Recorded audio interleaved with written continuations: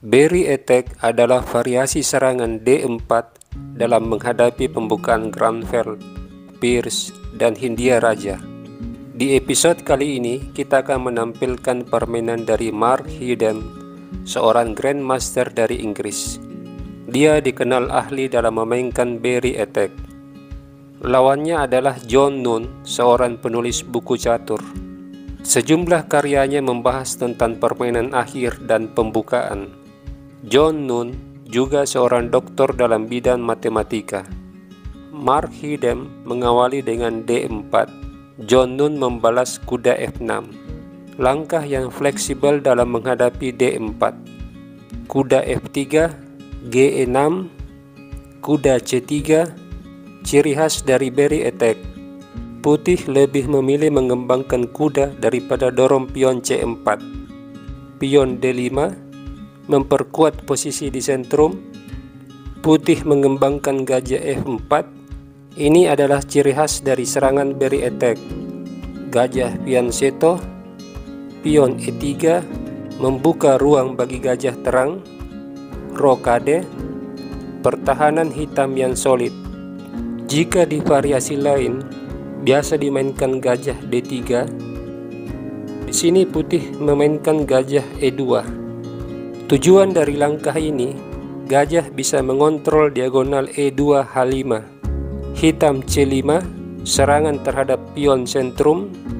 Kuda E5 menempati petak strategis dan membuka diagonal gajah. Pertukaran pion. Kuda D7, kuda mundur, kuda kembali, kuda E5, kuda D7 kembali menawarkan pertukaran. Putih menolak pertukaran. Kuda F6, putih tidak ingin mengulangi langkah, dia melangkah menteri D2, bersiap rokade ke sayap menteri. Hitam gajah G4, kuda E5 menawarkan pertukaran gajah. Hitam memukul gajah, menteri kali gajah. Menteri putih mengontrol beberapa petak terang, kerjasama dengan gajah F4 yang mengontrol petak gelap. Hitam kuda H5. Hitam ingin menukar kuda dengan gajah, tetapi putih tidak ingin gajahnya ditukar, dia mengundurkan gajahnya. Kembali hitam menawarkan kuda dengan langkah kuda C6, berharap agar kuda ditukar.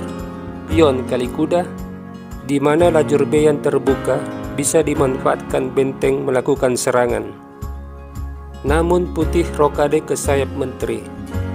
Benteng CD8, hitam siap melancarkan serangan di lajur C. Pion F4 memperkuat posisi kuda. Pion ini juga bisa sewaktu-waktu didorong ke F5. Hitam kuda F6. Di posisi ini putih menyerang dengan pion G4. Ciri khas dari Berry attack, hitam melangkah menteri A5, putih pion A3, antisipasi terhadap lompatan kuda di B4. Di sini hitam menukar kuda sekaligus membuka jalur bagi benteng CD8. Pion kali kuda, langkah yang tepat membuka diagonal gajah. Sekarang putih mendapat keunggulan tempo karena kuda hitam dalam ancaman pion.